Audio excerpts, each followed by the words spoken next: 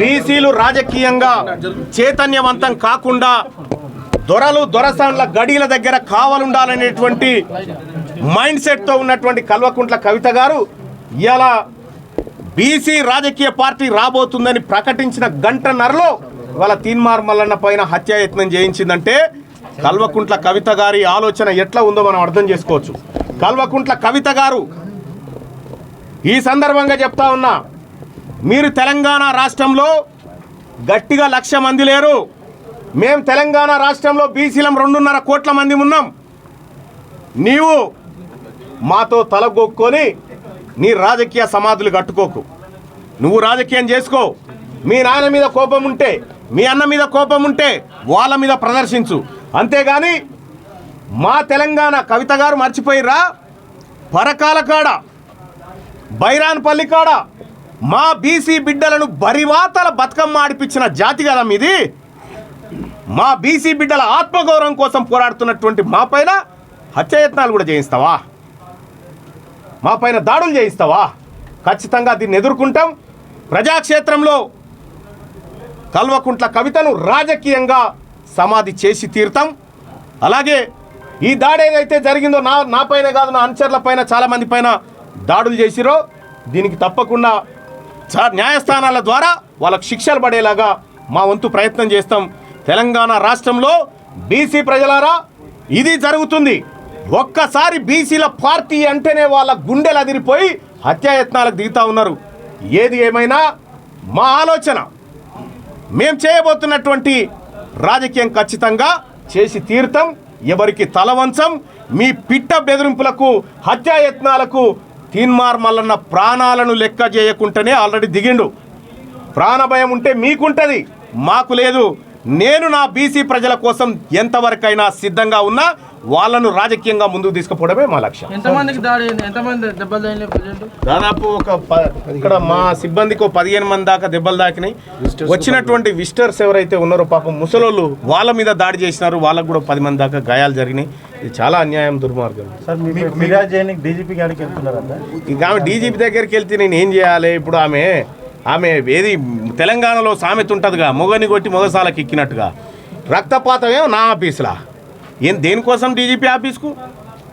దేనికోసం డీజీపీ ఆఫీస్కు మీడియాను అడుగుతా ఉన్నా నేను. మా పైన హత్యాయత్నాలు చేసి డీజీపీకి ఫిర్యాదా? చూస్తాం అది కూడా. సార్ మీకు కూడా చేతులు గాయాలైనాయి. ఇగో నా పైన దాడులు చేసిరు, గాయాలు జరిగినాయి. మా సిబ్బంది పైన కూడా గాయాలైనాయి. చూస్తాం దీనిపైన. గన్మెన్ మా శ్రీను కూడా మొత్తం బీసీ బిడ్డల ఇళ్లలో మరీ ముఖ్యంగా ఆడబిడ్డలకు కాళ్ళు మొక్కి ఏదన్నా శుభకార్యం ఉంటే తండ్రులు అన్నదమ్ములు బయటకు వెళ్ళేటటువంటి సంస్కృతి ఉంటుంది.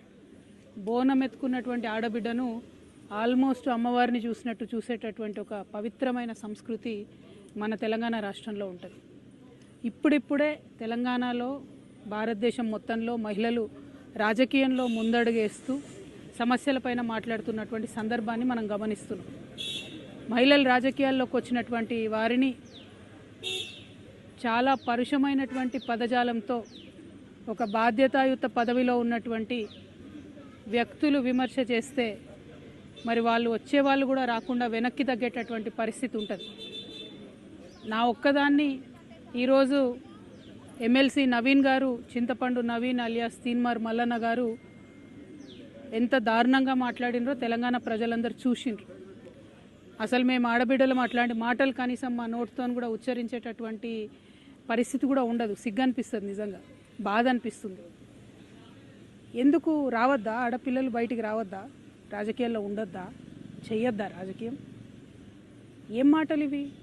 అంశం మీద మాట్లాడాలనుకుంటే, ఇష్యూ మీద మాట్లాడాలనుకుంటే ఇష్యూ బేస్డ్ మీద మాట్లాడండి. దాదాపు 1.5 year నుండి తెలంగాణ జాగృతి నుండి బీసీ అంశాల్లో మేము అగ్రభాగాన నిలబడి పోరాటం చేస్తున్నాం. నేను ఏ ఒక్కనాడు కూడా తీన్మార్ మల్లన్న గారిని ఒక్క మాట కూడా అనలేదు. నేను అసలు ఆయన నన్ను ఎందుకన్నాడో కూడా నాకు తెలియదు. నన్ను అనాల్సిన సందర్భం ఏందో కూడా నాకు తెలియదు. సరే, ఆయనకి ఏం కోపం ఉందో లేకపోతే ఎవరన్నా ప్రేరేపించిండ్రో ఎందుకన్నారో నాకు తెలియదు. తీన్మార్ మల్లన్న గారిని మాత్రం నేను ఒకటి రిక్వెస్ట్ చేస్తూ ఉన్నా. మీరు బీసీ బిడ్డ కాబట్టి ఏది పడితే అది మాట్లాడితే చెల్లిపోతుందంటే కరెక్ట్ కాదు. గుర్తుపెట్టుకోండి మల్లన్న గారు, తెలంగాణ ప్రజలు ఎక్కువ కాలం పరుష పదజాలాన్ని సహించరు. మీరు ఎటు పడితే అటు మాట్లాడితే చూసుకుంటే ఎవరు ఊరుకోరు. మీరు మాట్లాడిన దానికి డెఫినెట్గా ఆవేశం వచ్చి మా కార్యకర్తలు, మా నాయకులు ప్రజాస్వామ్యబద్ధంగా ప్రొటెస్ట్ చేయడానికి వచ్చారు. అయితే మీరు కాల్పులు జరుపుతారా? సామాన్య ప్రజల మీద కాల్పులు జరిపేంత అంత క్రూరత్వం ఎందుకు? ఏంది ఇది? ఏం వైఖరి ఇది? ఏం వైపరీత్యం ఇది? ఎందుకోసం చేస్తున్నారు ఇట్లా మీరు? అంటే ఒక ఆడబిడ్డను ఎంత మాట పడితే అంత మాట అనేసి ఇది తెలంగాణ పదజాలం ఇట్లనే ఉంటుంది గట్లనే ఉంటుంది అని అంటే ఇది మీ టీవీ కాదు, మీరు మేకప్ వేసుకొని వేసే డ్రామా కాదు. ఇది రాజకీయము, ఇది ప్రజాస్వామ్యము. ఇందులో అనేక మంది ప్రజల యొక్క జీవితాలు ముడిపడి ఉన్నాయి. అరే తెలంగాణ జాగృతి ఎన్నో కార్యక్రమాలు చేసింది, అందులో బీసీ ఉద్యమం ఒక భాగం మాత్రమే. ఇంకా చాలా కార్యక్రమాలు చేస్తాం, ఇంకా బలంగా పోరాటం చేస్తాం. ఎందుకోసం మీకు ఇంత దుగ్ధ? ఎందుకోసం? ఒక ఆడబిడ్డ రోడ్డు మీద నిలబడి ప్రశ్నిస్తే తట్టుకోలేకపోతున్నారా? నాలాంటి వాళ్ళను కోట్లాది మందిని తయారు చేస్తా ఏమనుకుంటున్నారో మీరు? మేము అనుకుంటే, ఆడబిడ్డలు అనుకుంటే కనీసం ఇంట్లోకి వెళ్ళి బయటకు వెళ్ళలేరు. మీరు ఆలోచన చేసుకోవాలి మల్లన్న గారు. ఎవరి కోసం మాట్లాడుతున్నారు మీరు? నేను ఇవాళ రాష్ట్ర ముఖ్యమంత్రి గారిని కూడా అడుగుతున్నా, ఈ మల్లన్న గారు నిన్న మధ్యాహ్నం ఈ టైంకి ఈ మాట మాట్లాడితే ఇంతవరకు నేను ముఖ్యమంత్రి గారికి ఒక సహచర ఎమ్మెల్సీని ఇంతవరకు కనీసం ముఖ్యమంత్రి గారు మాట్లాడలే.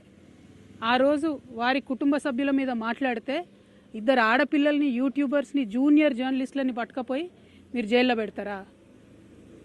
ముఖ్యమంత్రి గారు, నేను మిమ్మల్ని డిమాండ్ చేస్తూ ఉన్నా, మీరు తక్షణమే మల్లన్న గారిని అరెస్ట్ చేయకపోతే మల్లన్న గారితో ఈ మాటలు మాట్లాడించింది మీరే అని కూడా తెలంగాణ ఆడబిడ్డలు అందరూ అనుకునేటటువంటి పరిస్థితి వస్తుంది. మీ కుటుంబానికి ఒక న్యాయం, తెలంగాణ ఆడబిడ్డలందరికీ ఇంకో న్యాయం ఉంటుందా? ఎంత ఆవేదనగా మాట్లాడినారు ఆ రోజు అసెంబ్లీలో ముఖ్యమంత్రి గారు. మా ఆడబిడ్డలు అంటారా, మా కుటుంబాన్ని అంటారా అని. ఇవాళ నేను తెలంగాణ ఆడబిడ్డను కాదా? తెలంగాణ ఉద్యమంలో పనిచేయలేదా? తెలంగాణ బీసీల కోసం పనిచేస్తలేనా? తెలంగాణ అసెంబ్లీలో అంబేద్కర్ బొమ్మ పెట్టాలని దీక్ష చేయలేదా? ఎన్ని పనులు చేసినాం, ఎన్ని విషయాల్లో కొట్లాడినాం, ఎన్ని అంశాల్లో మాట్లాడినాం, ఇంకా మాట్లాడతాం. మాకు అవకాశం ఇస్తే ఆడబిడ్డలకి ఇంకా మాట్లాడతాం. ముఖ్యమంత్రి గారు నేను డిమాండ్ చేస్తూ ఉన్నా, ఎట్టి పరిస్థితుల్లో వెంటనే తీన్మార్ మల్లన్న గారిని అరెస్ట్ చేయాలి. మేము రేపు ఉమెన్స్ కమిషన్ కూడా వెళ్తాం, నేషనల్ ఉమెన్స్ కమిషన్ కూడా వెళ్తాం. ఇవాళ చైర్మన్ గారికి ఇచ్చిన రిప్రజెంటేషన్లో కూడా నేను అదే చెప్పిన, హౌస్ సెషన్లో లేదు కాబట్టి ప్రివిలేజ్ మోషన్ నేను మూవ్ చేయలేను, కాబట్టి ఎథిక్స్ కమిటీకి మీరు రిఫర్ చేయండి. అట్లానే చైర్మన్ గారికి డిస్క్రిషనరీ పవర్స్ ఉంటాయి, అంటే చాలా అసాధారణమైనటువంటి పవర్స్ ఉంటాయి. ఆ అసాధారణమైనటువంటి పవర్స్ యూజ్ చేసి తీన్మార్ మల్లన్న గారిని వెంటనే ఎమ్మెల్సీ నుండి సస్పెండ్ చేయమని కూడా నేను డిమాండ్ చేస్తూ ఉన్నాను. ఎందుకంటే ఒక బాధ్యతాయుతమైనటువంటి పదవిలో ఉన్న వ్యక్తులు నోరు చూసుకొని మాట్లాడాలి.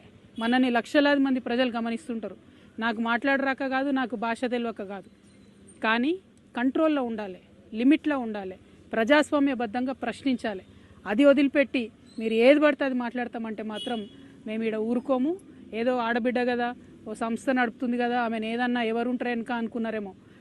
నా వెనక లక్షలాది మంది తెలంగాణ ఆడబిడ్డలు ఉన్నారు, నా వెనక లక్షలాది మంది తెలంగాణ అన్నదమ్ములు ఉన్నారు. నేను మామూలు ఆడబిడ్డను కాదు చెప్తున్నా, అగ్గి రవ్వనై రగులుతా ఎక్కువ తక్కువ వేస్తే. తీన్మార్ మల్లన్న గారు జాగ్రత్త, నేను చెప్తున్నా, జాగ్రత్తగా ఉండండి. Thank you. జై తెలంగాణ.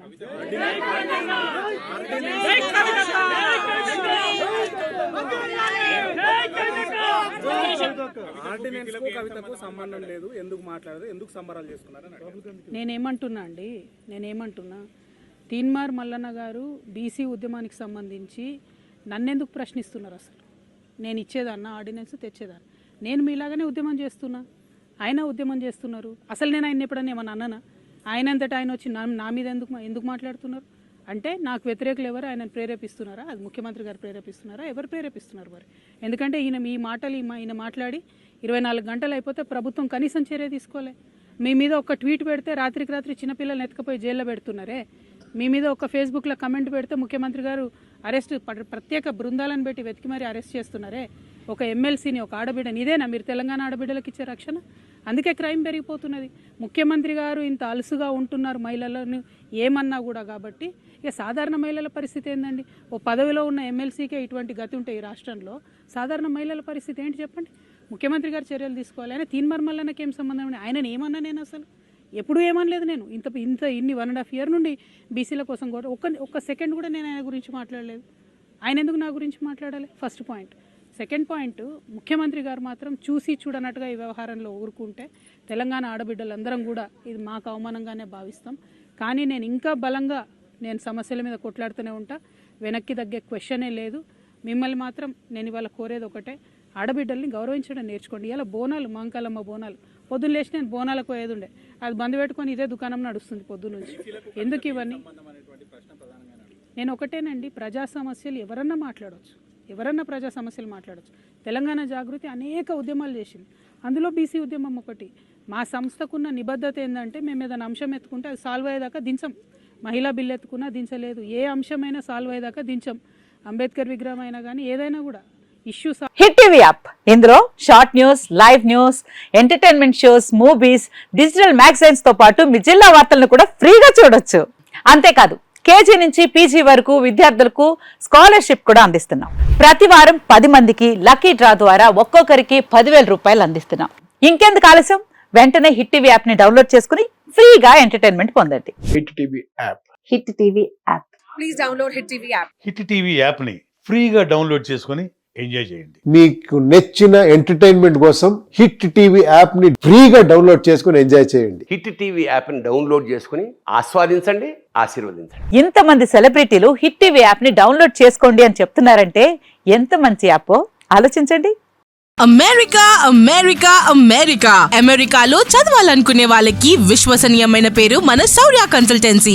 UK లో 1 year masters, UK లో 1 year masters, 2 years work permit up to 5 years visa. Contact Saurya Consultancy.